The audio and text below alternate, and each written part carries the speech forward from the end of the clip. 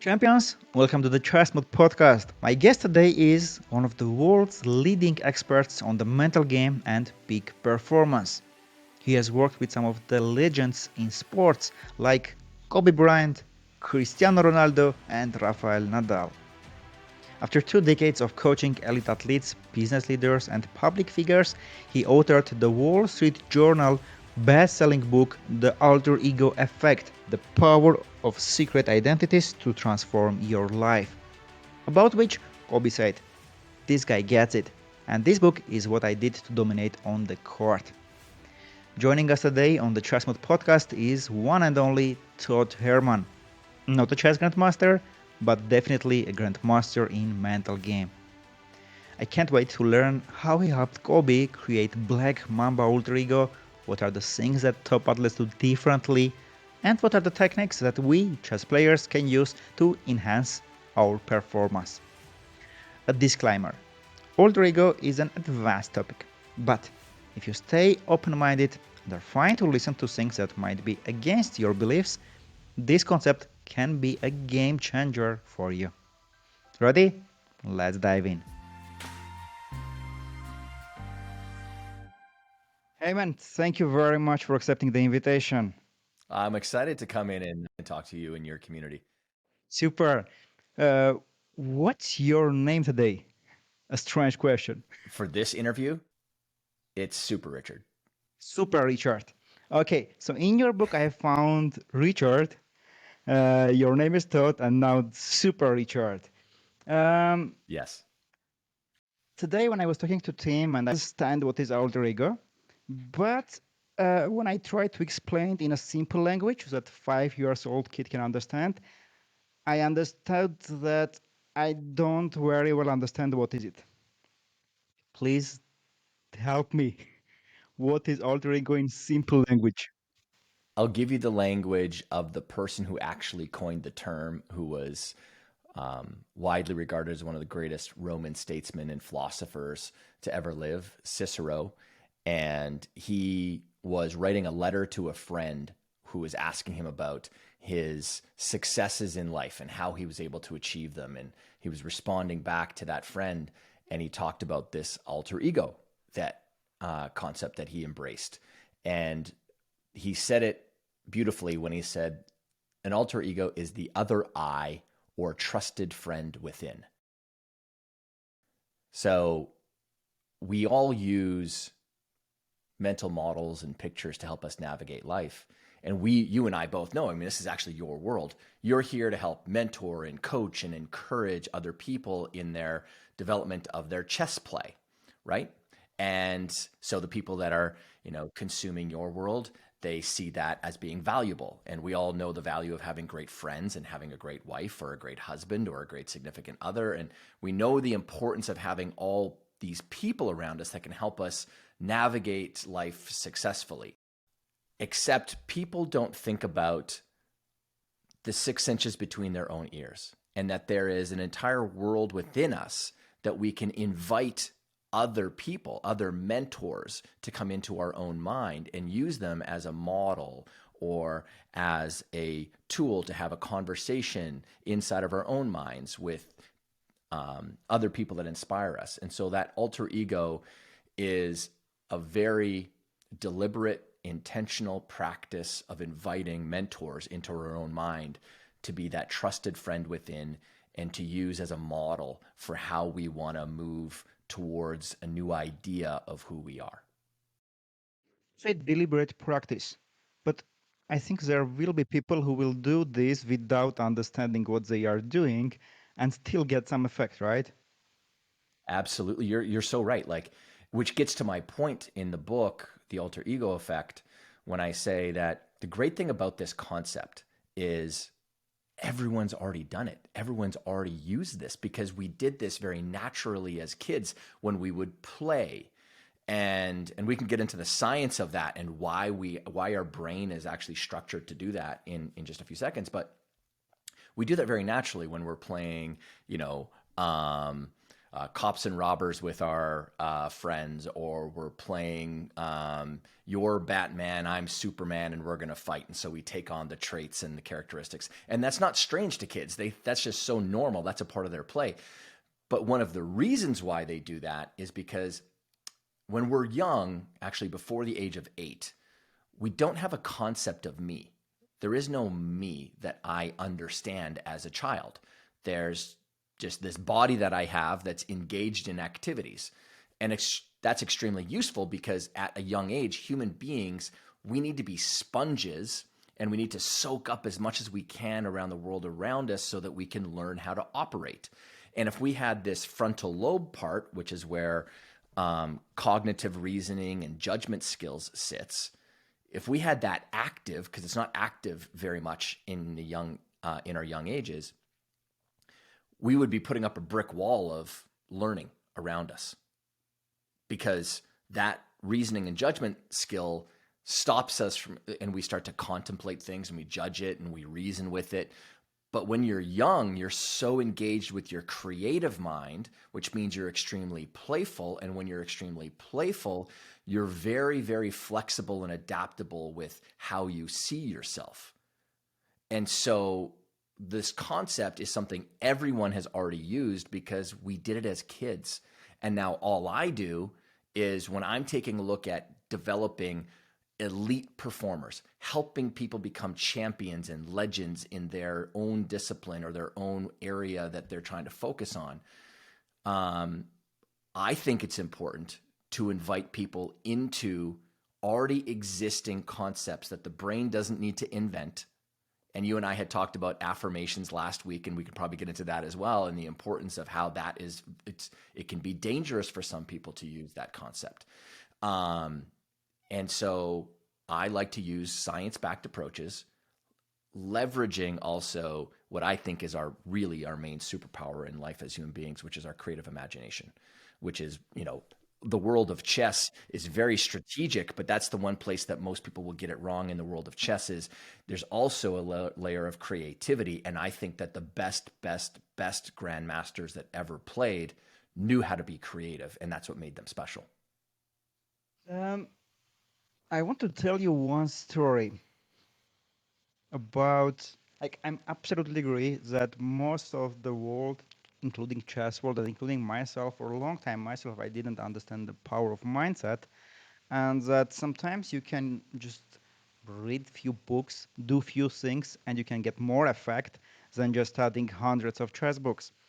The story I want to tell you was about a kid I worked with. He was 14 years old. He was very strong, from India, international master, and he was going to become a grandmaster. So he had already one grandmaster norm, and he needed another two norms and 2,500 ratings, and you are a grandmaster. And their parents asked me for the help. Um, the kid was extremely strong at chess, and I was super surprised how 14 years old can have such a chess understanding, deep understanding. So clearly, his coaches had done a fantastic job. His problem was psychological. So most of the time, through chess, I would work with him through this psychological thing. Once he started to call me, instead of coach or Mister, as he would normally call me, he called me Mr. Yinsen. Do you know who is Mr. Yinsen? Can you recall it? No. From Iron Man. Oh, yes. So in the Iron Man movie, I didn't know that movie. There is the Iron Man character, and there is Mr. Yinsen who is helping Iron Man to prepare all his Yes. stuff. Like, Yes. what? Why are you calling me Mr. Insan? He explained me all that stuff, and it's like, you should watch that movie, the Iron Man movie. Like, come on, it's like fantasy movie. It's not my style. I'm not going to watch it. No, Yeah. no. But every day he would still call me Mr. Insan, Mr. Insan. At the end, he said, if I become a grandmaster, what will you do for me? I said, whatever you want. And said, will you watch the Iron Man? I said, of course. And then he was also studying Spanish. And for iron, there is a word plancha or planchar, and we made for him a word planchito. So the planchito was his way of Iron Man. What happened with him? It was unexplainable. I was not familiar with your work. We didn't that totems with deliberately activating that alter ego. We didn't anything. Just he thought his planchito. I was his Mr. Yinsan. In a few months, he made his two grandmaster norm. He started to play a fantastic chess, made everything, made 2500 rating, and then called me, Coach, I made my GM. Now it's your turn to watch Iron Man. So I went back, and it was the day when I watched that movie. So that was the first time I really faced that phenomenon for me, like in the real life. And then when I wrote that legal cheating article and described in the article how sometimes I use that, not as you described in the book. And then James told about you, and then I bought immediately your book. I got just fascinated about this topic, how something like that many people are like, what is this? It's hocus pocus or what? How that can just unlock and transform our careers. I got chills. I just got chills from that. I love those stories. Like, especially when someone comes by it very naturally. Like, this is, yes, I'm giving, like, in the book, I talk about the science behind it. I give people lots of examples around people that have used alter egos. And I've built out tens of thousands of alter egos over the last 20 years. Again, like, I started my peak performance and mental game coaching and training company in 1997. I built the Black Mamba with Kobe Bryant. And we can kind of maybe talk about that and like why he needed the Black Mamba as well, because it's one of those stories that resonates with other people because it's actually a very universal story of any hero that goes on a journey. But and then in the book I give people the method of like, hey, this is how you do it. This is how you take control of your creative imagination and you intentionally start showing up it that way. But what I love about your client and calling you Mr. Yinsen is what he's doing is so brilliant and smart because he's we all use, like we just talked about it. The purpose of the alter ego is the other I or trusted friend within. We build worlds for ourselves. He's now building a world and he's now calling you Mm, Mr. Yinsen, which is the mentor and the helper mm. to help get this person to where he needs to go to craft and build the Iron Man, which is his alter ego essentially that he's using. But the brilliance of that is um, he's using his own language to turn you into an alter ego Wow, for him. wow. And all that without understanding. Yeah, that's like I would call him a grandmaster at alter egos and building that world out. It's so smart, and I do the same thing with my kids, um, and they're still very young. But when I'm outside and I'm helping them with their sports, I won't let them call me dad because I'm going to take on the role of coach for them. And for me, and I talk about this many times. I own a software company called UpCoach, and I talk about, I love coaching. And yes, I run companies and trainings and stuff, but I still do one-on-one coaching like you do because I feel like the moment you stop getting away from the actual action on the field of play, and I stopped coaching and I was just like writing books or something, I'm missing out on all the nuance. Like that's really important stuff. It's like if you stopped coaching chess players right now, there's going to be little innovations that you're going to miss out on that people are doing in the chess world and nowadays. Yeah, So, absolutely. so anyways, like being out there with my kids and coaching them, I get them to pick a character from any one of their shows that might be a teacher in a show that they like, or it's a character in a movie that they like, and I take on that role as that character for them. So I'm, their coach, and they call me that name, but it's always coach in front of the name. Um, and but it allows us to be more playful and more fun because I also want to protect my role as dad for them. Because when you are a coach, you need to push.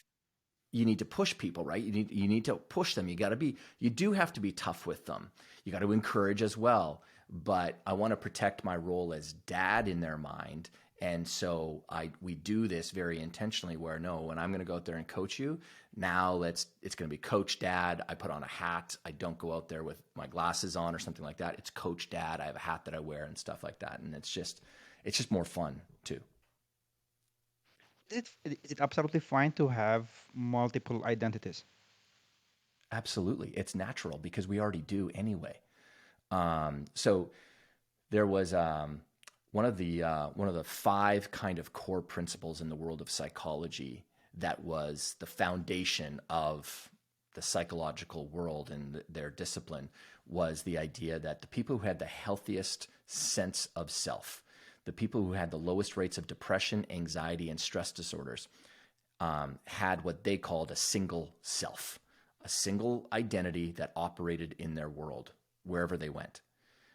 Now, that makes sense. You hear that and you go, okay, well, that makes sense. But it's not true because I would take a look at my athletes and, a football player who's out there, an American football player who's out there playing. They've got rage, they've got anger, there's violence out there. And they construct themselves to be a certain way to go be successful on that field. But when they come off the field, the ones who would function the worst in society wouldn't separate themselves from that identity out there. So the ones who that makes sense. People are like, oh yeah, when I compete in sport, I am a different person.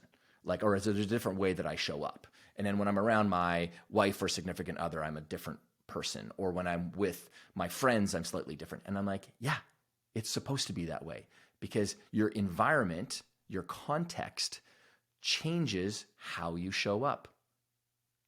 And so then the world of psychology in 2008 did a complete reversal. So you got to remember, 80 years they had said one identity is the healthiest.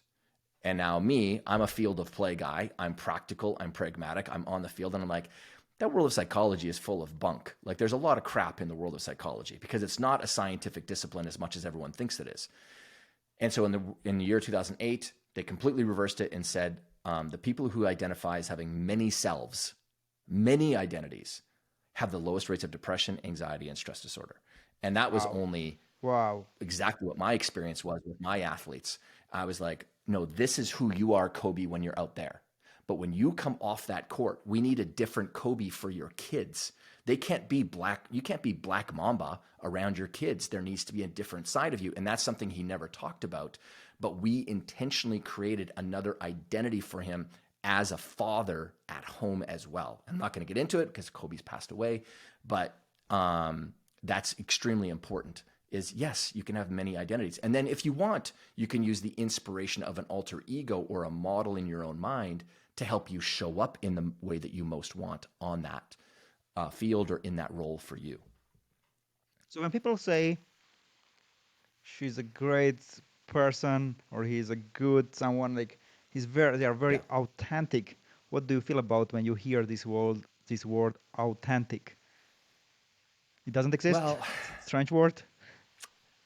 it's it's a hard word to kind of use on a human being because in its kind of root form for how the word is used today, authentic is used to describe objects, right? So is that an authentic Ralph Lauren shirt that you have on? Or is that an authentic Louis Vuitton bag? Or is that an authentic Fabergé egg over there? We can, and that makes sense because really we're saying is is that real or is that a fake? We can't do that with human beings because we're not objects, we're subjects. This person, this being that's here changes it changes itself based on the context of the world that it's in. And so I understand why people are wanting to say the word authentic, but we're using it in a way that traps people. That's the key. Because the idea that there is one authentic you is wrong. There is an authentic version of me that I'm trying to bring into my world of coaching. There's an authentic version of me that I'm trying to bring onto a stage when I'm speaking There's an authentic version of me that's I'm trying to bring to my kids and all of and so what is the word authentic mean within me? It means I know I'm being authentic to dad when I'm honoring the 5 traits and qualities that I want to bring to being a dad, which is patient, kindness, loving, encouraging, and fun. Those are my 5 traits that I'm trying to bring as being a good dad to my kids. When you are coach, they are totally different. Yes. Yes. And so when you say, oh, Todd's very authentic, I don't care if someone says that. I mean, it's nice if they feel that way about me, but I'm not going to use other people's words to define myself. And so if you said, oh, you wouldn't really say it this way, but when someone says, oh, like Avatech is just so authentic, what they mean is they had a very real experience with you. Mm-hmm. There was a connection that was there. Like they connected with you somewhere. And in that moment, whether you were bringing all of your best traits in that moment or you weren't bringing all of your best traits, the only thing that matters is that person's experience of you to them felt very real and authentic. But I love it when people are around me and they go, wow, you're so different around your kids. And I'm like, yeah, I'm supposed to be that way because I would hope that you would be too, because I know you as CEO person.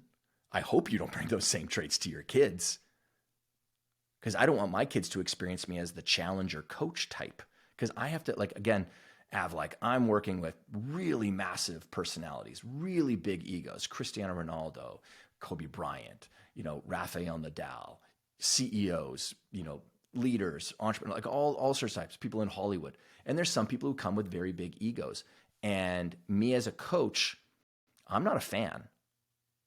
Like I love sports and I like being a fan of someone going out and doing amazing things, just like you would with the young kid who became a grandmaster. Like I'm a fan of that kid now because of the way that he went about doing that. But in my professional life, when you're coming to me, like it's because you want something from me. And if I was a fan to you, that wouldn't work.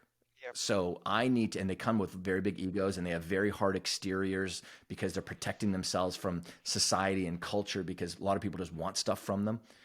But I need to make them feel safe, know that I'm trusted, and I need to sometimes have a very hard exterior. And so I'm a challenger coach with people. I don't want to be that way with my kids all the time.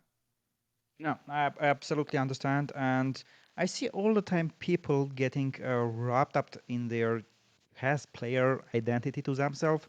And when they fail, they fail totally in all their lives. And I can imagine Yeah. how useful will be this alter ego concept for them.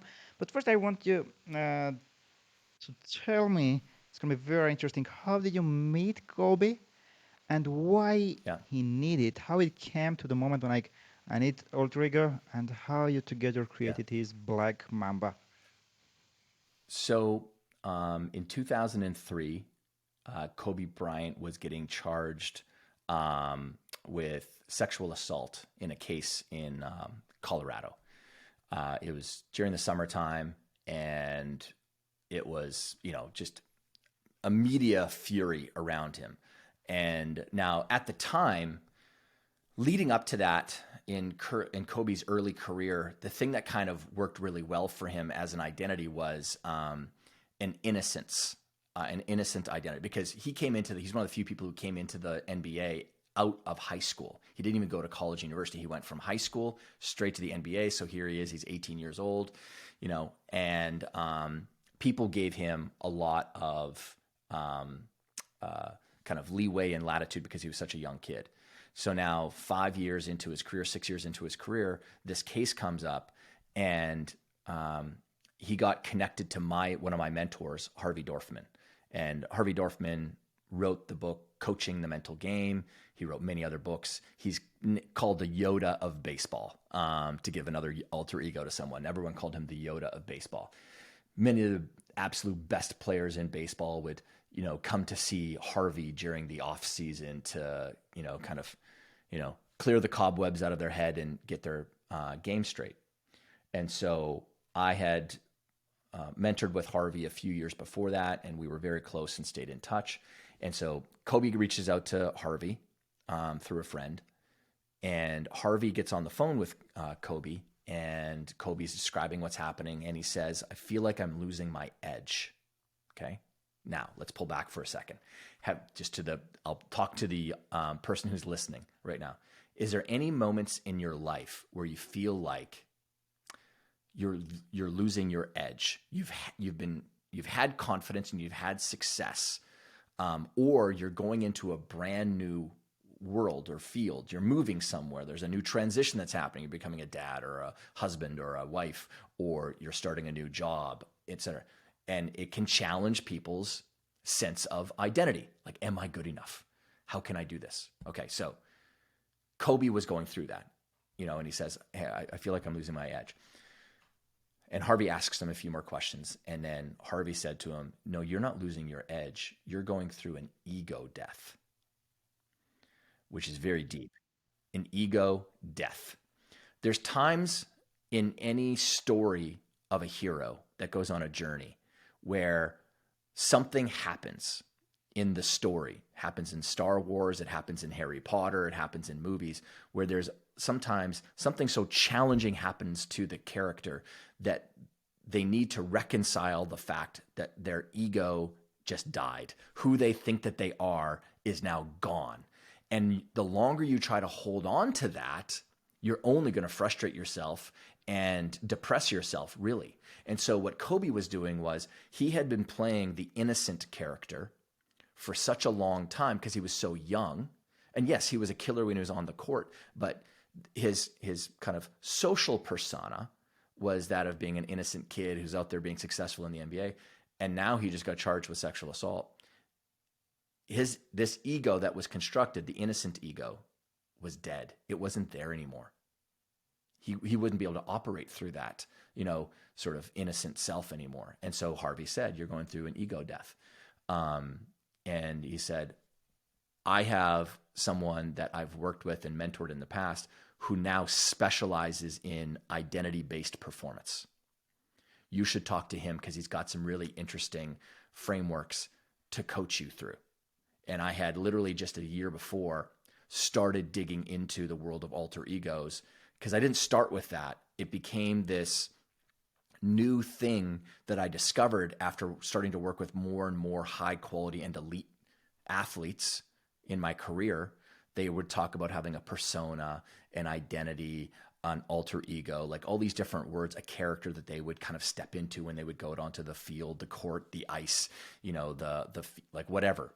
And so that's how I got connected to Kobe. We got on the phone, and actually we got on Skype is what it was back in 2003, and started talking, and he was unpacking it. And I said, "Yeah, you're going through this ego death, and we need to construct a brand new identity for you.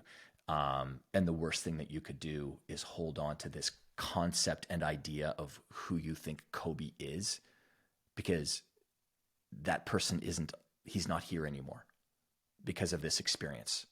And that's okay, because we can have a rebirth. Like there's a brand new version of you that we can take out onto that court." And it was just a couple of weeks before their spring or the start of the NBA season. So they were going into their camp with the Lakers. And so we spent that time, and I was talking to him about identity and alter egos. And I said, just having a model in your mind for how you want to play on the court, because he was really more concerned about his play on the court. He's like, "I can't control what's going to happen in the media and how they're going to view me and stuff, but I can control my career on the court and how I play." And so I said, "Okay, now," and this goes into actually the process, like I talk about in the book, the method of how you get inspired by that mentor within that you want to bring. And like, now just open up your eyes and pay attention and be aware of, characters or people or things or animals that inspire you. And then we can go deeper on it. And so he did. And he was watching the movie Kill Bill. And there's an assassin in the movie who uses a Black Mamba snake to assassinate people and kill them. And it was just in that moment, boom. He's like, that's what I need. I need to be just like a Black Mamba. In that moment, you mean when you were talking or when he watched When the you watch movie the and he movie. said, No, "This is my it's character"? rarely when I would be coaching someone. I'm going to ask you questions, and so, like sometimes it happens where I'm like, asking you questions about like what's inspired you in the past. Like, is there any books that you like really love, or is there movies that you really love? Is there a character that you is there an animal, etc. Like all these different questions, and sometimes people go, "Oh my God, yes," and then boom, something clicks in their head. But a lot of times it happens while they're kind of out in the world and out in the wild. And so that's what happened. Kobe watches it, sees it, and goes, that's what I need. And then intuitively, he did the very next smart thing, which is he went and he started to research the Black Mamba snake. And learn Because everything about Black Mamba. and he knew everything about it. He knew more about the Black Mamba snake than, all the biologists on the planet who study snakes. Like he knew everything about it, its entire musculature, how it moved, its small bone structure, like how wide the Black Mamba snake, could open its mouth and just all these kinds of different things about it. And the key with that is the reason you want to learn more about your source of inspiration. It continues to build story in your mind.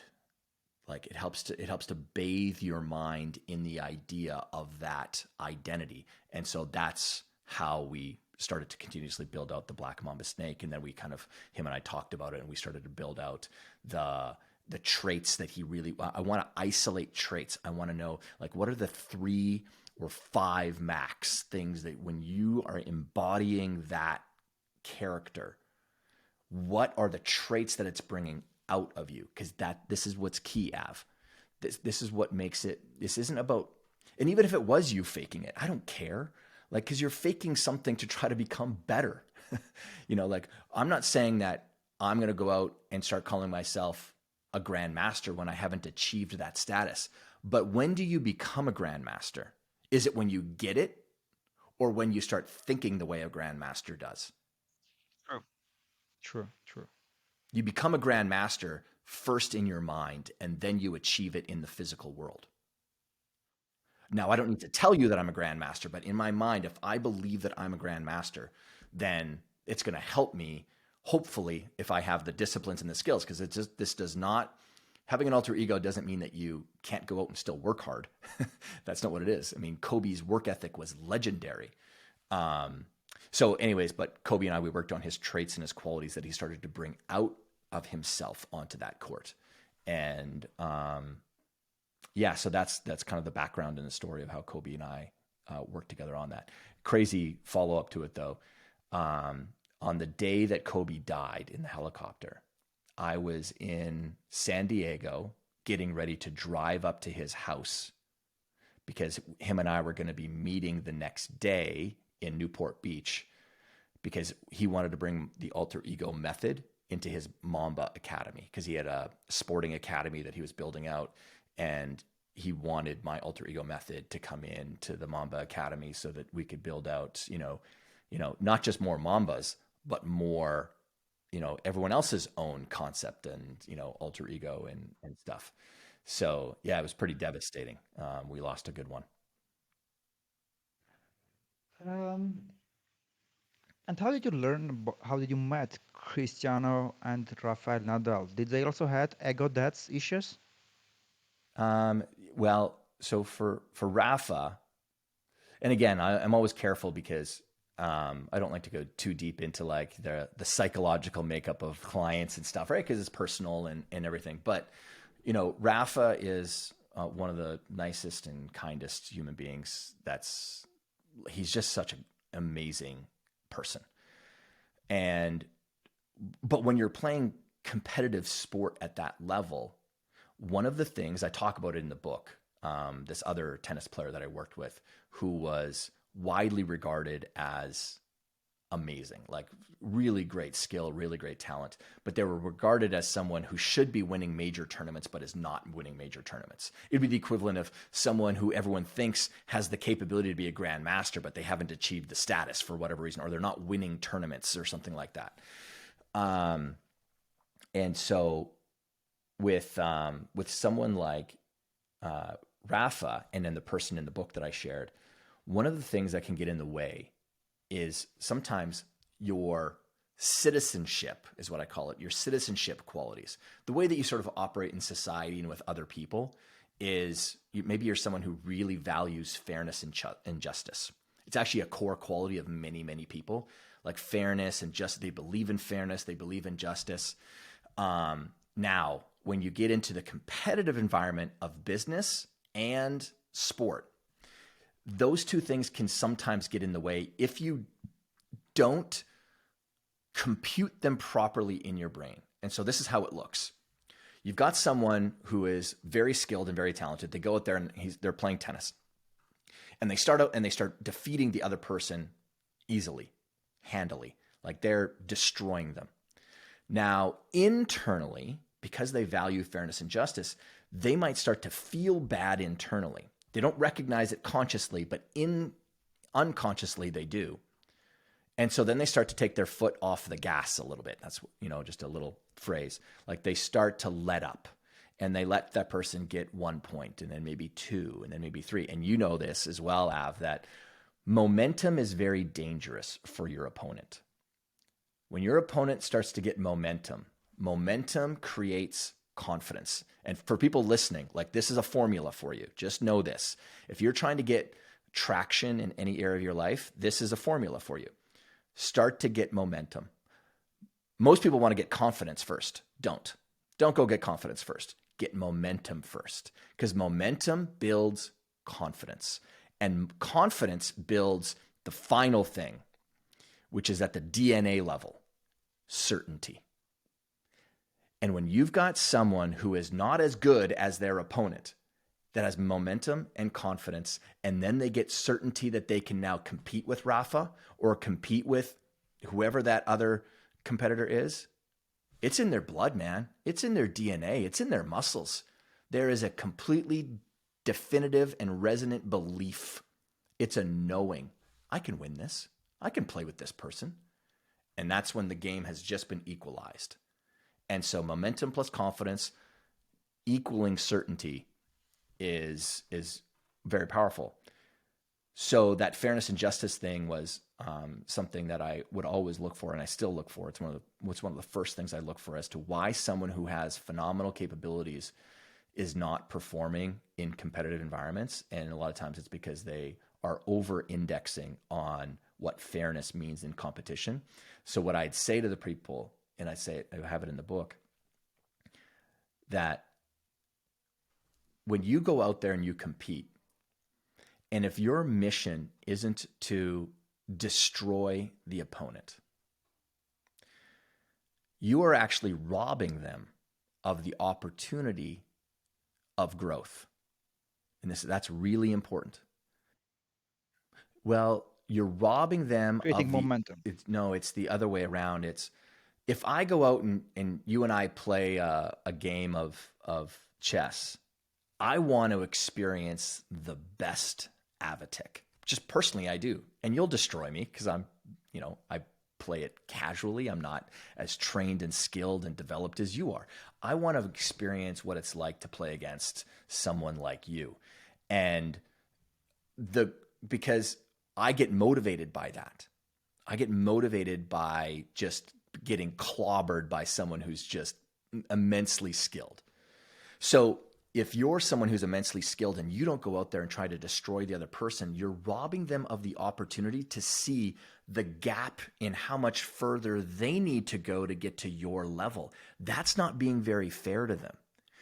By you going out there, playing hard, and then letting off a little bit, that's you being very unfair to that person. And so I needed to reshift in their minds what fairness meant when they're in competition. Fairness in competition means to bring every single ounce of your capability into that performance so that the other person gets to walk away with all the data and information on what it's going to take to get to your level. And just those small little conversations that I've had over my 19,000 hours of one-on-one coaching just that alone, the 19,000 hours has been pivotal in the shifts and transformations of a lot of athletes. It's very unfair to do that to someone else. So that's the frame. And if someone's alter ego is animal and they are competing on a very high level, do I understand correctly is that alter ego can be only a wild animal? No, um, because again, it's always your own meaning to it. So we all have different stories that we tell about objects and animals and characters and um, so and and when we're telling ourselves the story about what that animal means, maybe those traits and those qualities that we're telling ourselves about that animal is exactly what we need. Like in the book, I talk about this one lady who runs a creative agency. Okay, now she's from Germany, and her grandfather actually was a famous kind of explorer, and she lived in kind of like a wooded area, beautiful wooded area in Germany, and she always had this deep resonance with a stag, like a male deer, right? And like and when you actually know what a stag, like stags with their antlers, they'll fight off bears, they'll fight off wolves. Like everyone thinks predator and prey, that it's always great to be the predator. Listen, there's some freaking powerful stories of prey that are absolute beasts in a battle. Like one of my favorite animal on the planet is a donkey. Um, I love donkeys. Always have loved donkeys. I grew up on a farm and ranch. We didn't have donkeys on the farm, but I love donkeys. And because the story that I have for a donkey, hey, when you want to carry something over the highest mountain passes in the world, what animal do you hire? You don't hire a horse. You don't hire an ox. You don't hire any other animal. You hire a donkey. Mules. That's what carries things over mountains. They go to places no one else can. You know what else a donkey and a mule will do?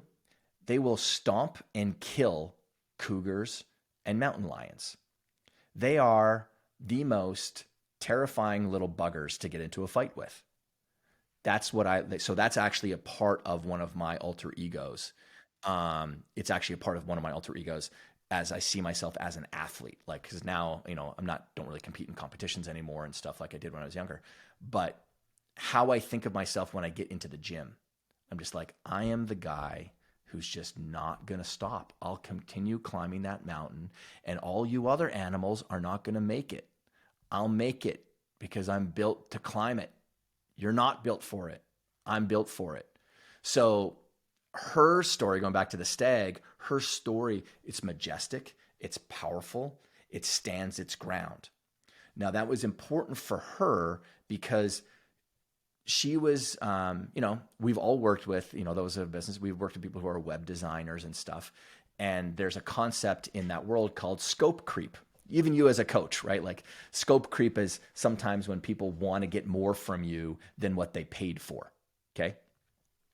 And so she was such a people pleaser that she would say yes, yes, yes. And now she's working 25 extra hours on a project that she's not getting paid for. And so this adoption of this new alter ego, which was the stag for her, was about her standing her ground. Like honoring the fact that her time is valuable. And so that stag stood at the entranceway to her schedule. It's really important.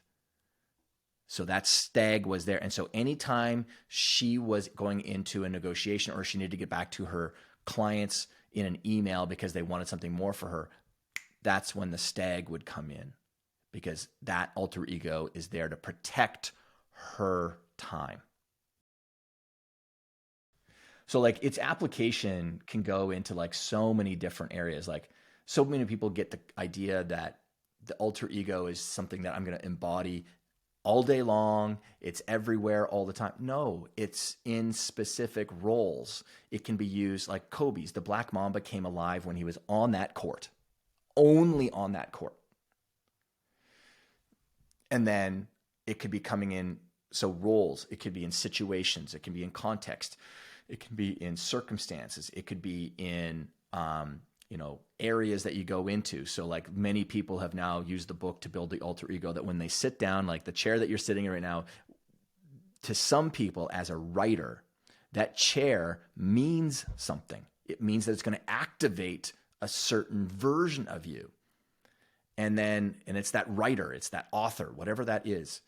And then it's like, I'm just giving people this process of like, no, who is it that shows up there? Like which part of you're going to be so inspired showed up that day. And the moment that you leave that chair, you're going to look back at that chair and say, look, I did it right today. Today, I did it right. It's super powerful. I tell people all the time, Av, where do you think the most honest place in your house is? This is going to change everything for some people that are listening. Where do you think the most honest place in your house is? Bedroom. Yeah, it is in the bedroom. There's a specific spot though, and it's your pillow. Wow. I tell everybody all Wow. the time, Pillow. Right. the pillow never Right. the pillow never lies. Because when you lay your head down on that pillow, every human being will take stock of their day. And they will either look back on it and go, why didn't I do X? Why didn't I do Y? Oh, I wish I would have said this to the person. I wish I would have made that move. Like, why didn't I speak up? Why didn't I go over and say hello? Like, oh, man, that was a grandmaster. I've wanted to meet this person forever. Why didn't I go over there? And you beat yourself up. Or the other side, you know what? I laid it all out on the line today. Like I crushed it.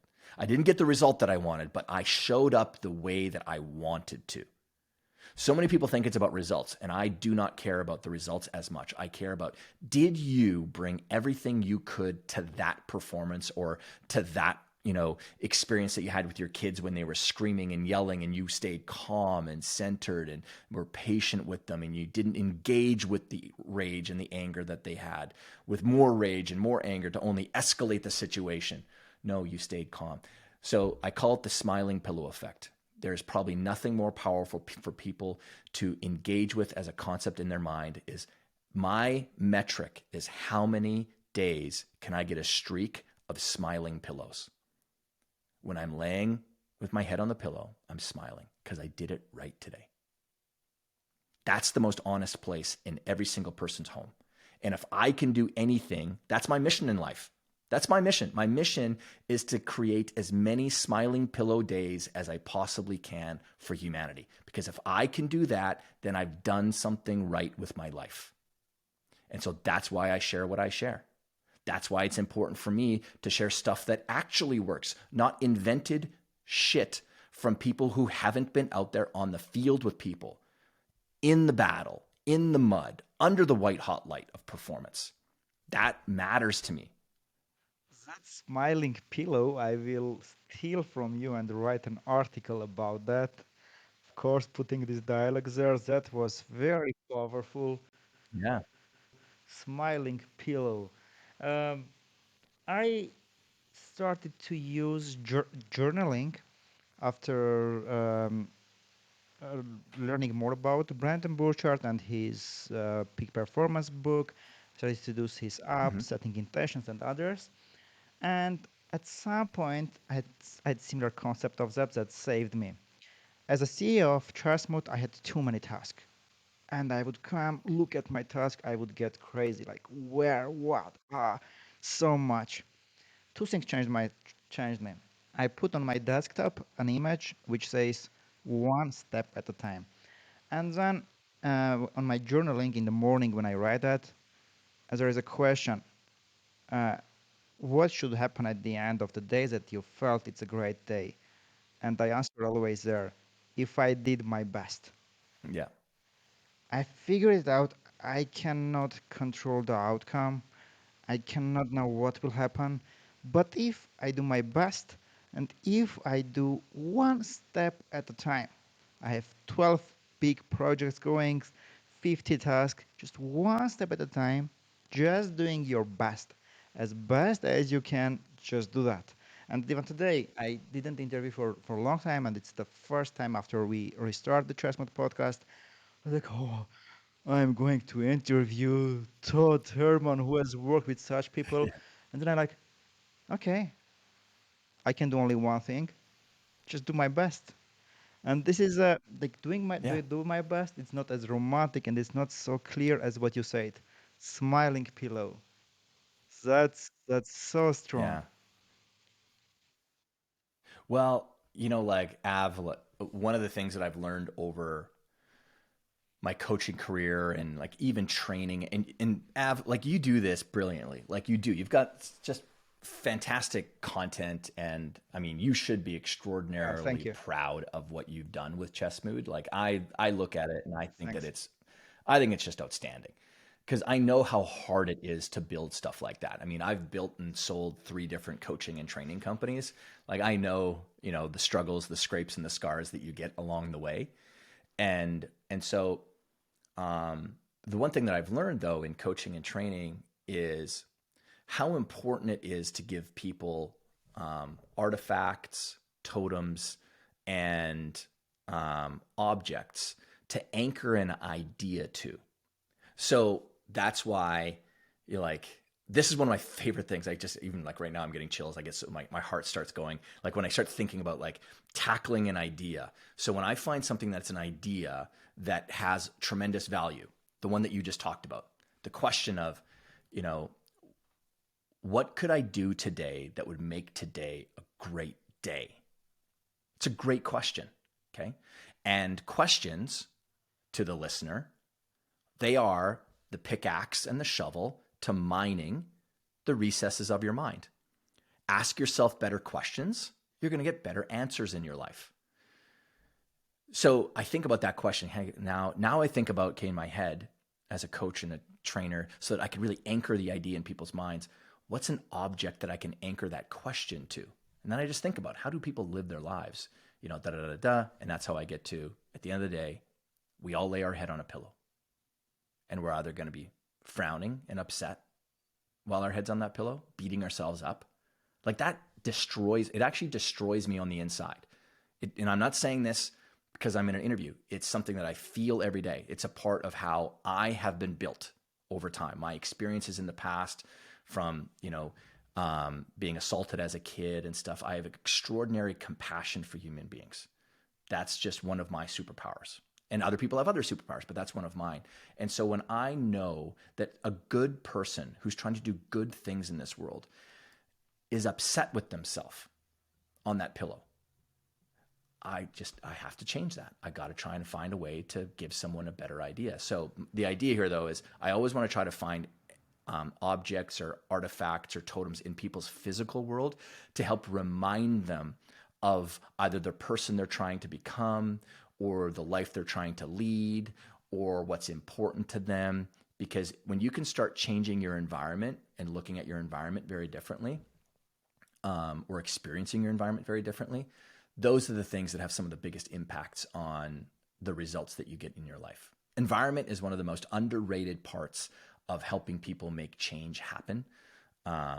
It is such a powerful force. And, I think the more we can do to help shape better environments for people, then we're going to have better results. This is what you just said about environment. I'm now writing my first book about my journey to Grandmaster. How from 4 years old, when my father left and went to the war, I managed to go there, Yeah. and I found there is one room, one place where I sit, I start to write. Now, after reading your book, learning your Yeah. works, I don't do at that place anything else. That place, that chair is only for writing. Wow. Wow. Yeah, it's Um, powerful. That's powerful. one question about this. I used to have alter egos. I used to get into them, And I also Yeah. used to imagine that I'm talking to people.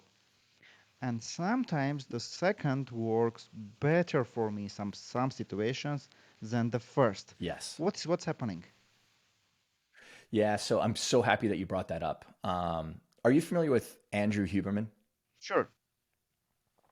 Yeah. So him and I have been going back and forth a bit on Twitter and, in Twitter DMs and stuff. And, you know, to people who might not be familiar, Andrew Huberman has a phenomenal podcast called Huberman Lab. He's a neuroscience researcher at Stanford University and just really does an outstanding job of breaking down the biology and the science of, why certain things are good for you. Why you should drink decaf coffee in the morning and not caffeinated coffee within the first 90 minutes of waking up and all these different things. And so he just came out with a new podcast episode yesterday on visualization and mental imagery and about the kind of the science of it and all that stuff. Now, that's actually one of the things that scaled up my peak performance company was in the late 90s and early 2000s. I was the first performance company to bring neuroscience researchers into my business in our training. And I started because I really did feel like the world of psychology had a lot of bad ideas that weren't rooted in science. And so I went far more kind of scientific approach to things. And anyway, so I had mentioned to Andrew in when he was posting about it, I said, how much research did you find around auditory visualizers? And it kind of, even the term visualization, it gives, you, the listener, the idea that you're supposed to be seeing pictures and movies in your own mind. There are some people's brains who don't function that way. They have a very hard time seeing things in their minds, but they can hear things. Or there's some people, by the way, for memory recall, the most powerful sense for memory recall is actually the olfactory part of the brain. Sense of smell is actually the most powerful way to recall memory with people. There's been phenomenal studies with people who have Alzheimer's, and like Wait, it's smell, seeing, and touch. smell. Well, there's there's touch, there's sight, sound, smell, touch, and what am I? And taste is the fifth. Okay. Smell is the strongest. Smell is the strongest for for memory recall, for like past memories, especially like memories from a long time ago as well. So even I do it. I'll show you this. I have this very specific scent here in my office, and I was teaching athletes this. How do you use that?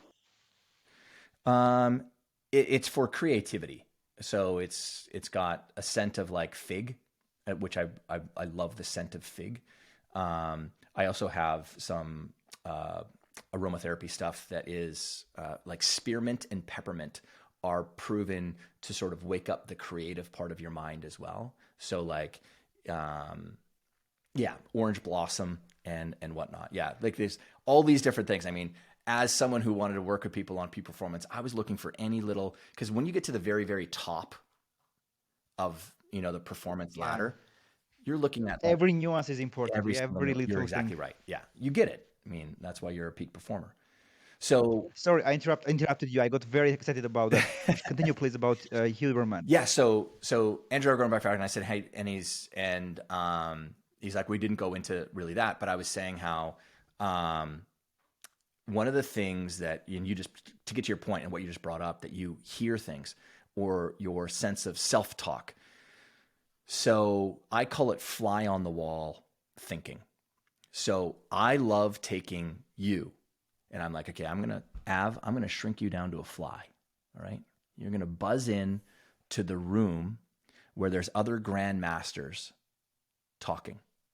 And you just got done playing in the tournament. And now you're going to sit on the wall and you're going to listen to what these grandmasters are saying about you. What do you want them to be saying about you? Not So you're not going in there to hear gossip. Again, the most important and hardest part of visualization, it's one of my frustrations with it, and you and I had talked about this last week, is that people say the word visualization as if it's easy for people to just go and do. No, it's like any skill. It takes tremendous practice. And it's because the human brain is not necessarily structurally built to help you visualize what it is that you want. But it is very easy to visualize things we don't want to have happen because our brain indexes towards negativity. It does. It's because, and it's a protective mechanism. It was there so that when you and I are out walking from our cave and we see the bush rustle over there, we're like, oh, what is that? Is that a saber-toothed tiger? And then a little bunny rabbit hops out, right? Instead. And I would say that most people's fears in life are bunny rabbits and not saber-toothed tigers. There's a lot more of just bunny rabbits that are out there.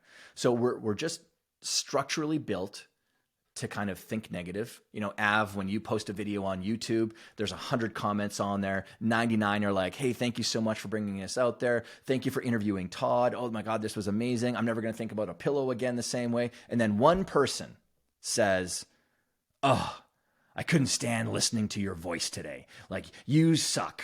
Like, why couldn't you have worn a blazer? Or why didn't you, like, all this kind of crap, right? And then, so you see 99 positive comments, and this one negative one is the one that ruins your day. So it's just that negative way that our brain works of what we don't want to have happen. However, the best of the best know how to build the muscle of how to think about what it is that you want, and then turning that into a very methodical process where you go into your own mind. I call it building your mental movie theater. And so it's one of the things that I built with people like Kobe. We built a mental movie theater in his mind. That's where you go into and you have this, what I call a holographic experience.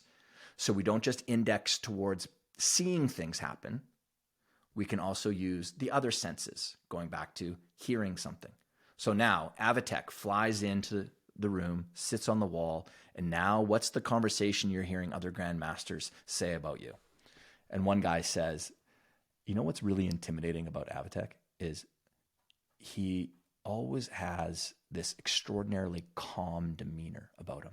Like, he's in stalking kill mode right now, and you would never know it because it looks like he's the same way as when he played his first move. And then the other guy goes, oh my God, I never even thought about that. Damn it, you're right, and I have to play him next. Shit, I really wish you wouldn't have said that, because you're right. You just don't know, because there's no tell on his face that he's got. And then another guy jumps in and says, oh, I hear you've been talking about Avatech. You know what I think is one of the most underappreciated parts of his game is he has probably more moves that he uses to finish people off than most people have even seen be played by 5 grandmasters. And then the guy who's about to play you says, wait, so now I have to worry about being attacked from 30 sides and not just 2 sides? And the guy goes, yeah, that's what makes Avatech so lethal. So anyways, that's another form and a way to help people think through visualization, is be a fly on the wall. Listen to how other people talk about you. What do you want them to be saying about you? What do you want them to be saying about your behaviors, your habits, your way of being, how you show up in the world, their experience of you? Oh, you know what I love about Avatech is he goes out there and he destroys everybody. But the moment he leaves that board, he's one of the most generous. He's one of the most kind. He's one of the most helpful people. Like, he actually went over to another chessboard afterwards and showed someone how to do the move he just did. Like, he's literally trying to level other people up. And I heard him say in an interview once, it's because he only wants to play against the best within the best of the best.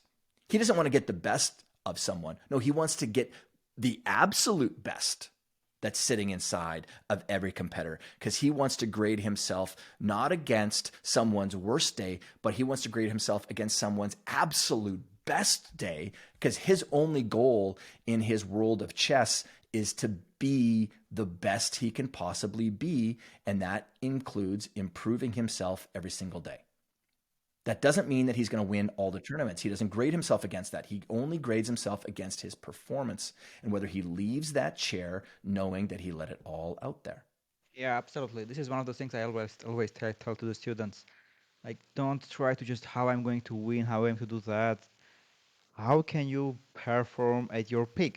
Because at the end, people have at chess there is Mm-hmm. rating, and I'm keeping telling them the rating you have, it's not your peak rating. The rating you have is the average of the days when you perform at your worst and the days when you perform at your best. Mm-hmm. What if you trick somehow yourself and you always perform at the Mm-hmm. peak? You cheated yourself and you always pick. Then Yeah. there will be a huge difference. And this is what you try to do at the game. Not win your opponent, just do your Yeah. best. Can you focus on maximum? Can you just turn off everything else at maximum? Can you do something before the games that Yeah. your brain works at the max speed?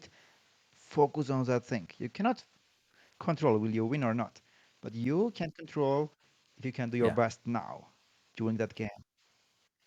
You can. Yeah. Absolutely. And the other thing too about ratings is don't forget, chess player, that rating is not a rating of your present playing ability. That rating is a rating of your past playing ability. And Wow, that's really wow, wait, important wait, because, wait, wait. That was very strong. That was very strong. Say it again. Your rating is not yeah, what is your level? your rating is not an indicator of your present playing ability. That rating is a rating of your past performances. So people love to take labels, slap them on themselves and say, I am this. I am a 4.5. I am a grandmaster. And identities, again, this has been my world for 20 plus years working with people on building alter egos. Identity is very powerful, but it can also be a trap. So be cautious about these labels and these numbers. You know, the number that's in your bank account, that is not an indicator of your present worth. That's just an indicator of your spending skills of your past, your saving skills of your past. And like, it's not you now. It's not you now. And that's important for me because I want anyone to know that at any one point in time, that there's any moment that an absolute peak you can come out of you. All of your capabilities can come out of you at any one moment in time.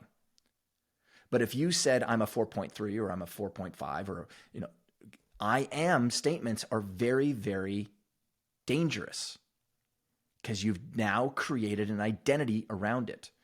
I said it to you, like, for those of you listening, if you go to my website, toddherman.me, there's a very specific reason why in the header area of my website, it says, I coach, I build, I write, I speak. I don't say I'm a coach, I'm an entrepreneur, I'm an author, I'm a speaker. Those are all identities and labels. We are verbs, not nouns. We're verbs and not nouns. I coach. That's what I do. I coach. I build things. I build programs. I build businesses. I build software. I write. I take what I've learned by coaching elite human beings one on one, and then I take that and I build out a program to help more people that don't have to invest the high dollar amount it is to work with me privately. So now I can talk to more people. And then I get information around that experience. And then I take it into its final form, which is I write about it. So I write a book and I speak on these topics. I'm verbs everywhere I go. I don't like to give myself a label of a type of noun necessarily. I have the role of being a dad, but I think of the verbing and the adjectives of being a dad way more than I ever think about the role of being a dad. Because at any one point in time, my businesses could get taken away from me, to your point about outcomes. So it's And not then that you lose your Avatech is, identity. yeah, it's not that Avatech is an entrepreneur. No, you are entrepreneurial. And you know what? You can be entrepreneurial anywhere, inside of another corporation, inside of another company, inside of a friend's business because yours just collapsed. And so he just says, hey, you're just unbelievably talented. Before you go off and whenever you're going to go and try and figure out what your next thing is, do you want to come in and work with me?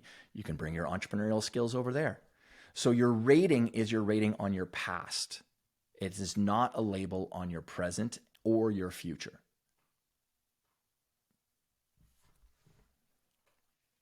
So I have noticed all the time working with people, the identities they create, how it stays in front of them, and it doesn't allow them easily to get where they can.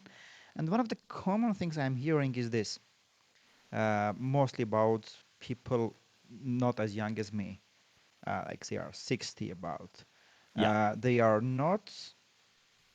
They are still beginners. There are lots of places to improve. Even their brain doesn't work as it used before. Mm-hmm. But they limit themselves saying, I'm old, so it's probably tough. So, what's your advice? Because they are getting into this identity. I'm old. Me and you, we know a person who is about 60 gonna be soon. He has very sharp brain, very sharp. He saw tactics incredibly well, but he limits himself with this. I'm not young anymore. What's your advice on this? So the people who say to themselves, I'm old, it's going to be harder for me. Um, I like telling people this one story about a program that I had online for many years called the Champions Challenge. It was a 60-day challenge for athletes, and it came out in 2008. And it was, to my knowledge, the first ever challenge program that was on the internet. And it was every single day you were going to get a new little micro lesson to help you develop your inner game and to develop your mental toughness. Okay. And I had read a bunch of books, as probably you have with like content and copywriting and stuff. I'd read a bunch of books on, how to write a headline and things like this. And a lot of them just didn't resonate with me. Again, I'm coming from the world of like peak performers and elite human beings, and they love challenging themselves and getting better. And I just felt like a lot of the headline stuff that had been written was written for basically average human beings to kind of like bring in average people. And so I sat there and I said, you know what? I believe in this program and I believe in the idea of building a champion. And, when you really think about someone who wants to be a champion, what are some of their beliefs and attitudes about life? And so I knew what those were. So the headline on my page, and this gets back to that 60-year-old who thinks that it's going to be hard. My headline said, "This will be the hardest thing you will ever do in your life. ... But knowing how to master yourself will be the greatest achievement you'll ever accomplish. Read on if you want to lead a champion's life." That brought in, that was the big headline in impact font. um, and it's because when you think about, if I said, I'm going to give you the easiest way to level up, people who are ambitious, there's nothing motivating to me about easy, because I know that my pursuits and the goals that I have in my day, I'm trying to shape a different version of me by the goals and the choices and projects that I take on. And all of us pick up different tools, and I'm going to pick up something that's going to carve me into a better version of me. And that typically means doing something very difficult and challenging, because I know that the version of me on the other side of accomplishing that, achieving that, or going, whether I achieve it or not, is going to be a really good version of me. I'm going to build some qualities and some traits and some skills and some abilities I didn't have before. And so those people who read that and said, and you know what they all do is they go, because when I said to you, just listen to this, "This will be the most difficult thing you will ever do in your life, ... but knowing how to master yourself will also be one of your greatest achievements. When you read that, at any point in time, did you think to yourself, that's bullshit? No, probably not, but that's because yeah, because mastering me is hard. It is. I've tried it. I've done many things, and trying to work on myself is very difficult. So, what's important about that is so many things that we read nowadays, a lot of times we go, yeah, right. That sounds like crap. That sounds like it's phony. That sounds like it's made up or whatever. So, I didn't have what I call mental opt out. I didn't have someone mentally opting out going, prove it to me, Todd.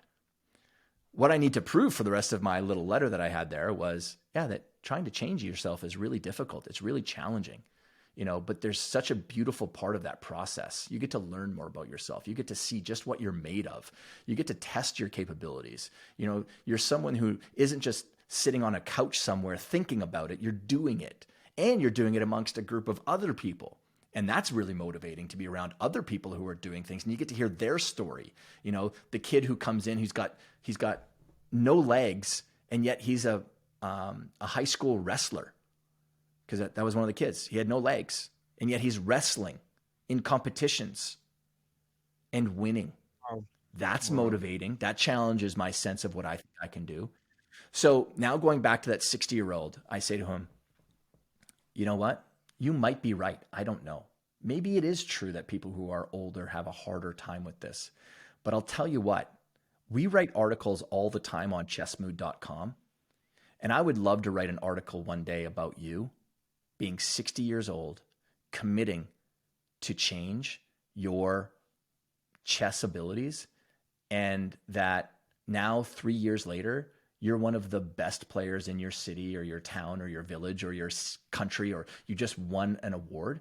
Like, how many other people could you inspire because you actually took action on something that you want to do? Because you wouldn't be talking to me if you didn't want to do this. So you can either bring excuses to the game, or you can bring an intention to the game. It's your choice. Because last time I checked, you're probably going to be living the next 3 years anyway. Do you plan on being 63? Yeah, I plan on being 63. Okay, great. Let's start building the version of 63 that you're going to be inspired by, and maybe other people get inspired by as well. That's an option. Which one do you want? Nice. Very, very good one. Yeah, so I want to challenge people to live to the vision of what they know is capable of themselves. Because I feel like that's the only path forward anyway. Because if they don't live towards the vision of what they really feel like they could possibly go out and do, they're not going to have many smiling pillows. Very, very, very strong again. Uh, there are, there are lots of stuff on the internet, and unfortunately now there is this chat GPT. They are using all this stuff when most of them, when it's come about peak performance, is not written by experts. So there are lots of wrong advice. Be Mm-hmm. it is how to become a better chess player, better soccer player, or how to learn about visualization. Yeah, there are lots of stuff because the real people who knows, who work with top athletes, most of the times they are busy doing the actual job, and little advice there. Um, Yeah. who are the people? What are the sources that you recommend to follow and to learn from? So yeah, you're right. I mean, and it's hard to decipher, um, what information is good, is true. Um, I always encourage people to, when you find someone's content or whatever that resonates with you, a follow up question is to find out, do they actually work with someone one on one on this topic, whatever it might be? And so, a good example, like just not even in the world of like mental game world, is someone who teaches marketing. So they're someone who talks about marketing or, like how to build a social media presence online and stuff like that. Well, there are a lot of people who can go do it for themselves, but I'm not inspired by someone else's story of how they got to the top of the mountain. I'm inspired when they went back down the mountain and they were able to bring other people up the mountain, not using the exact same path that they did. Because just so you know, everybody, my path to whatever success I've had in my life cannot be replicated perfectly. You cannot do it the way that I did it. I've got different attributes. I'm a massive people person. Like I could do calls like this all day long and I would not lose 1 ounce of energy. I wouldn't be craving water, coffee, or food because I love being around human beings. I get energy from it, right? Whereas someone else who feels like they're a little bit more introverted, that sounds like it would be torture to them. Wait, to spend all day on the phone or on Skype or on an interview with someone, that sounds torturous. So I built my businesses my way. I say all this because when you're evaluating other people, so it's great that Avatech has become a grandmaster. Has he helped other people do it? The answer is yes. He's a practitioner. So I'm looking for people who are practitioners, who are actually doing the work. Okay. So I mentioned Andrew Huberman earlier, Huberman Lab. Now he's a researcher. The one thing that separates him away from other researchers that I've found is he really likes to turn his research into something that's practical and pragmatic. Now, Andrew Huberman doesn't have a human performance agency yet. If he did, then I would give him multiple gold stars above his head for someone that I'm going to almost take their word as gospel. Because he hasn't actually implemented some of these ideas on the field of play. He's unpacking research that's done inside of laboratories, hermetically sealed environments. And there's a lot of nuance that can get lost in those worlds. So my point is that when you do find someone that you resonate, go deeper. Like, does that person have an agency? Does that person work with people one-on-one? Are they helping people implement these ideas every single day? Because I can tell you, all these people who talk about visualization, this, visualization, that, and they say, you just got to visualize. I know that they haven't actually tried to build someone's mental movie theater with them. They haven't actually gone through the painstaking process of encouraging someone through the very hard times that happen in the first few weeks when the person isn't getting no results with it. They're finding it very, very hard to do it. So you know what I would do, Av, if I was coaching you? We talk about your mental movie theater this week. I give you a couple of things to do before our next call. On our next call, I would say, hey, Av, did you have a hard time with the visualization that we did last week?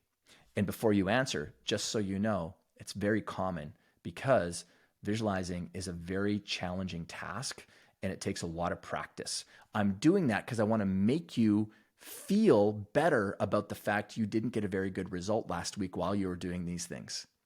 And so that's my problem with people who are not practitioners is they say all these platitudes. They make it sound really easy. You try to do it. And then you don't get the same result as you think other people are getting. And then you feel stupid. Oh, well, everyone says it's so easy and I can't do it or I can't figure it out. Maybe there's something that's wrong with me.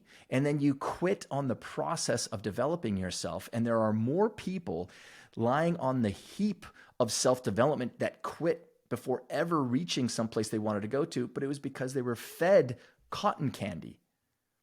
Cotton candy looks great. I would love it if it was nutritious, but it's not. It tastes sweet and it doesn't satiate the appetite. I like to give people meat and potatoes. It fuels the body. It doesn't look sexy, but it works. And so that's why I don't have, I am a little bit more of a, let's call it a pebble in my industry's shoes. I don't play well with other people who are influencers and who just say lots of platitudes because I come back with them with data science and 30,000 plus hours of working with people one-on-one or in group or speaking on stages, 26 years working with the most elite people. A lot of this process is helping and encouraging people to keep with it. And then delivering other nuance. Visualization, for example, not just about seeing pictures. You can hear things, you can smell things, you know, you can feel things. One of the worst things you can do in visualization when you're starting out is to not have the objects with you. If I'm going to encourage anybody here that's listening with Av and I, if you're going to go through the process of visualizing yourself playing a game, put a chessboard in front of you.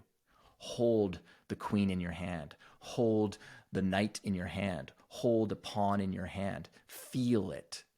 Do it with your eyes open. Don't close your eyes. Visualization doesn't demand that you have to close your eyes. That's a complete falsehood. You can visualize in your mind's eye with your eyes open. Closing your eyes shuts off 70% of the processing of your brain, because 70% of your brain is dedicated to processing the visual cortex part of your brain. That's why for anyone who's tried to meditate in the past, when you close your eyes, you feel like your brain just lights up and you're like just talking and there's so much activity. Yeah, because the brain lights up. It's trying to find other things to be doing because you just shut off your eyes. You can meditate with your eyes open. Look at the very top pinpoint of the queen and just stare at it and meditate. That's a completely healthy way to do it. Tell me why I'm visualizing much better when I am walking, and I'm walking on a fast speed. Well, a lot of this would probably come down to, again, it's nuance. Have you ever been diagnosed with like ADD or some sort of neurodivergent thing like dyslexia? Like I'm dyslexic and I'm ADHD. Okay. So one of the things for me, when someone says, okay, go sit in a quiet spot and light a candle and, shut down the lights and meditate. For someone like me, my body is vibrating because my meditation is typically instigated by motion in the body. So, when you're moving, it's almost like a pacifier to the brain. Like those little pacifiers that you give a baby to suck on, to stop it from crying or to soothe itself, right? Yeah, Yeah. yeah. So naturally, a baby would suck its thumb. In fact, if you look at a baby that's in the womb, the very first thing that a baby will do to calm itself in the womb is suck its thumb. The hand is a natural pacifier. It's a natural relaxant to the human brain. So an athlete who's competing, maybe a hockey player, I always tell all my athletes, and not even athletes, CEOs, entrepreneurs, leaders, anyone, a chess player, have a ball with you, something that you can bounce, or a stress ball, something that you can pass back and forth. Because when you keep your hands busy, it relaxes your brain.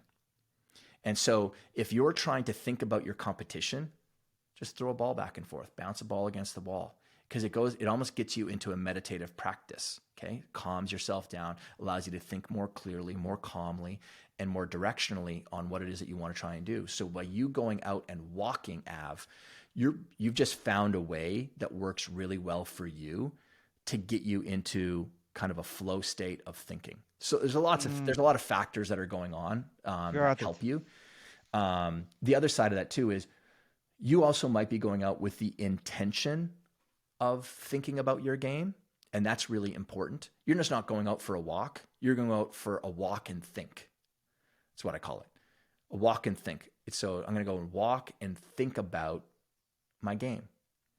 And because your hands are moving, your arms are moving, your legs are moving, it allows you to use this holographic world that you can build in your mind a lot more easily than just trying to lock yourself in a room.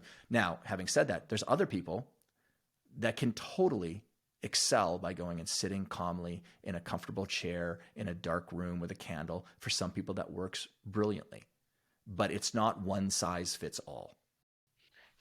With playing with ball back and forth, is it the same? Like some, especially soccer coaches, they are chewing a gum. Yeah. Well, yeah, all my friends know me as, if you ever need gum, ask Todd, because I have bubble gum at all times. I have Dentine and other things. Yeah, my kids love gum as well. We have bubble blowing competitions and stuff in our house. But Yeah. So the interesting thing about the mouth and the jaw, you cannot get into a flow state or the zone if you have your teeth clenched. So like having your mouth closed and your teeth clenched, you can't do it. There's so many nerve endings that sit inside of your jaw and they run up in behind your forehead. And so, I don't know if you've ever gotten stress headaches in the past, but a lot of times stress headaches are because you're tense and you're clenching your jaw or you're grinding your teeth. And so that creates tension headache up here. It feels like it's a migraine. So one of the first biological things I'll teach someone about when it comes to getting into the flow and zone state is keep your mouth open and relaxed. Like practice keeping your mouth open. I'm looking like a goof by opening up my mouth so wide, but relaxing it. If you look at the most famous photos of Michael Jordan as he's flying through the air dunking, what is he doing? Mouth is open, tongue is out. Now, he didn't know that that's what he was supposed to be doing. He learned it over time that mouth is open, tongue is out. And again, it's natural for an athlete. You're breathing heavily, but keeping your mouth open helps with that. Chewing gum, helps with that. Bouncing the ball, like all those things. Again, they're just pacifiers for the brain. They're relaxants for the brain. Todd, I just asked you a question about gum, and even there you told me so many new things. And just about 10 minutes before you told that you can talk to me like 20 hours and you don't leave any energy. If you have a tip, please get in comfort. I'm not going to leave you from here. I'm going to ask you so many questions now, man. Okay, jokes aside, uh, Yep. let me paraphrase the question where I want to hear answer. Who are the people you are following when it comes about peak performance? Whom you read, whom you follow? So I'll give you a few people to look up. One of them isn't necessarily someone on peak performance, but it's on, I think, thinking properly. His name is Richard Wiseman. He's a Brit. Great books. He's got a book called The As If Principle. He's got many books. And The As If Principle is a great book to go along with The Alter Ego Effect, by the way. But there's a lot of strategies that Richard shares that are about what I call an outside in approach. So we've been talking about mindset and inner game work and stuff, and how when do you become a grandmaster? Is it when you actually get it, or when you start to believe it and behave that way and think that way in your mind, right? Well, and we talked about the pillow, and I'm all about objects and things around you. So Richard does a great job of dispelling a lot of bad ideas in the world of psychology. And he takes the approach of telling people with lots of examples, ways that you can improve your life by changing your behavior.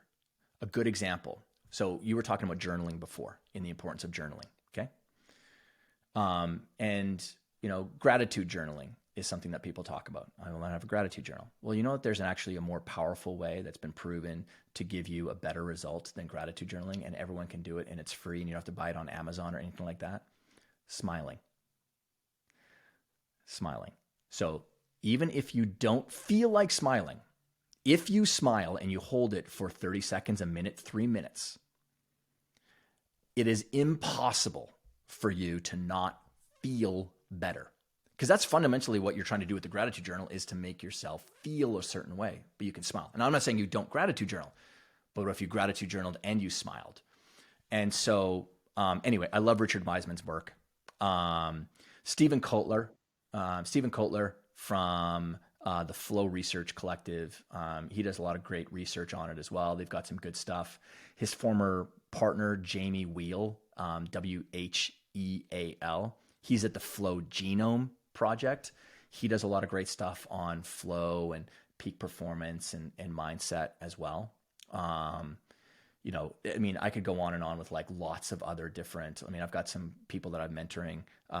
Cassidy Preston in the hockey world does a great job of mental game coaching and peak performance for hockey players. And so those are some examples, but I particularly really do love Richard Wiseman's work because it maps very much on my pathway of how I've helped people. Even though I'm talking about mental game work and inner game work and stuff, very few times do I ever want to make an issue or a challenge your mental game. There's a few things that we could do behaviorally that could shift your performance, and so Richard's stuff is really great. Wow. Todd, uh, I don't remember who last time gave me so much information in this amount of time. I cannot find the correct word for English to express my gratitude for your all time, not just what you shared now, but all the times that you have spent researching, reading books when no one was paying you, no one was telling you you were doing Mm-hmm. that years of things, and now you can share all that stuff. Man, I'm very grateful for everything. I'm going to write articles. I'm going to steal from you that smiley pillow, and I'm looking forward in the future to have you more in our podcast and talk to you more. Thank you very Yeah, much. I'd be happy to come back, Avatech. I love what you guys are doing. I love your guys' world, and yeah, if people want to reach out and ask me more questions, I'm on social media. My home plate on the internet is toddherman.me, but you could find me, Instagram, Facebook, Twitter, LinkedIn, no matter where you go, I'm kind of there. Thank you very much, Todd. Wow, how many techniques and nuances are there that we can use to enhance our peak performance? If you got interested in creating your alter ego, in his book, Todd goes into detail and explains the step by step process of how to do that. I have read it, it's incredible. The book and the alter ego effect itself. You will like it. If you haven't already, be sure to subscribe. Until next time, my friends. Keep the Kogra, constant growth, and the right mood. It is what generates your right moves. See ya.